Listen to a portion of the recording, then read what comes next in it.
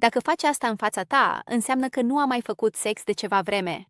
Așa că respiră adânc, pentru că ceea ce urmează să dezvălui are potențialul de a transforma complet modul în care interpretezi limbajul corpului feminin și te poate plasa înaintea a 99% dintre bărbații care sunt blocați în îndoială. De câte ori ai vorbit cu o femeie, ai observat o tensiune diferită în atmosferă, dar ai ajuns să îngheți pentru că nu știai cum să interpretezi ce se întâmpla cu adevărat? Începi să te întrebi, este interes real, este doar simpatie, sau totul este doar în capul meu? Îndoiala este cel mai mare dușman al atracției. Câte oportunități ai lăsat să scape pur și simplu pentru că ți-a fost frică să acționezi la momentul potrivit?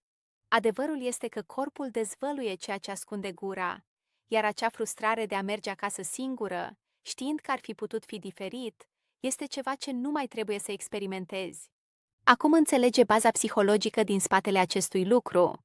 Când o femeie trece mult timp fără intimitate fizică, energia ei feminină nu dispare, ci doar se acumulează. Instinctul biologic și emoțional începe să se manifeste prin microexpresii și comportamente inconștiente. Aceasta nu este o decizie rațională din partea ei. Este pur și simplu natura care cere conexiune și echilibru hormonal. Femeile sunt ființe profund senzoriale, iar absența atingerii creează o adevărată sete de piele, făcându-le mai sensibile la stimulii masculini. Un bărbat de valoare, unul care este conștient de ceea ce se întâmplă în jurul său, poate percepe când ea își cere în tăcere acea prezență masculină. Să trecem la fapte. Există 6 semne clare pe care psihologia comportamentală le identifică în acest tip de situație. Primul semn este atingerea prelungită și aparent inutilă. Din punct de vedere psihologic, lipsa oxitocinei o determină să caute contact fizic pentru a-și calma sistemul nervos. Nu confundați acest lucru cu o atingere rapidă și casuală.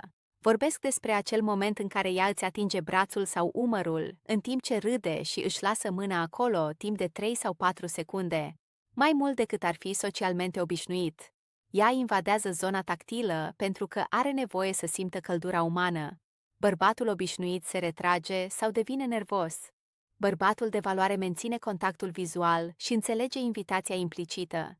Al doilea semn este vulnerabilitatea bruscă atunci când vorbește despre rutină și singurătate. Fără să o întrebi, începe să comenteze că weekendurile au fost plictisitoare sau face glume autoironice, spunând că practic s-a retras din viața de celibatară. Subconștientul ei transmite 2 mesaje în același timp: disponibilitate și lipsă.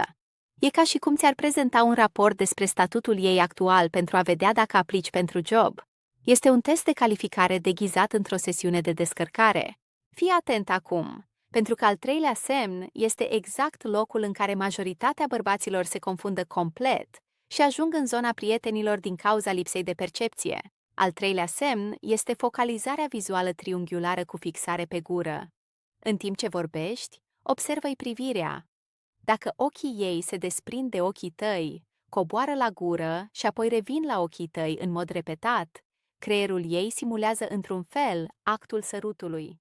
Când o femeie și-a reprimat dorința mult timp, are tendința să-și umezească buzele sau să le muște ușor în timp ce te ascultă. Acesta este instinct pur. Este corpul care se pregătește pentru interacțiunea fizică.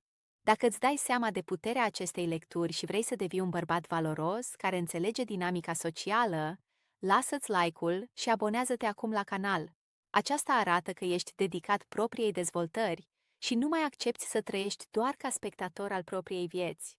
Al 4-lea semn zodiacal este invadarea spațiului personal, ruperea barierei de 45 de centimetri.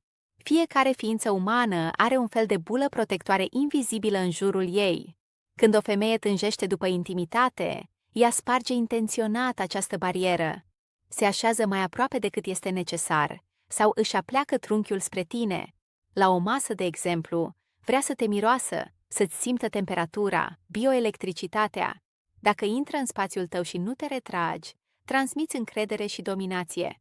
Al 5-lea semn zodiacal este probabil cel mai puternic dintre toate și acesta poate pune în dificultate chiar și bărbații experimentați atunci când nu sunt atenți.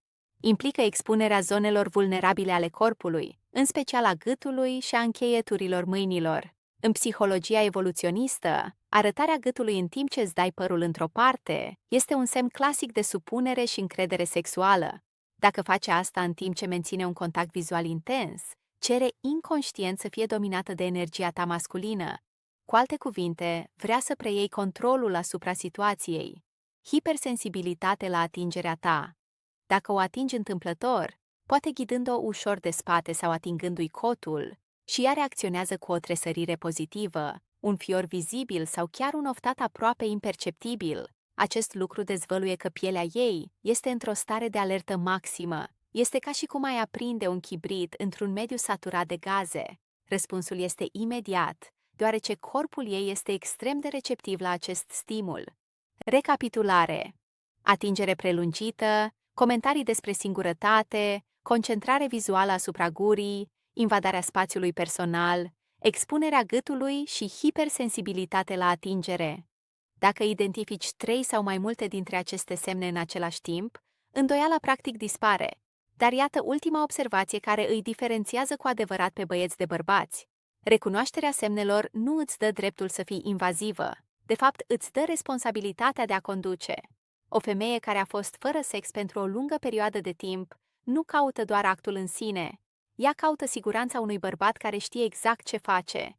Ea vrea să recunoști lumina verde și să iei inițiativa cu încredere, fără ezitare și fără să ceri permisiunea cu nesiguranță. Atracția nu este o decizie rațională, este un răspuns biologic. Și cine înțelege cum să citească acea biologie, ajunge să stăpânească jocul.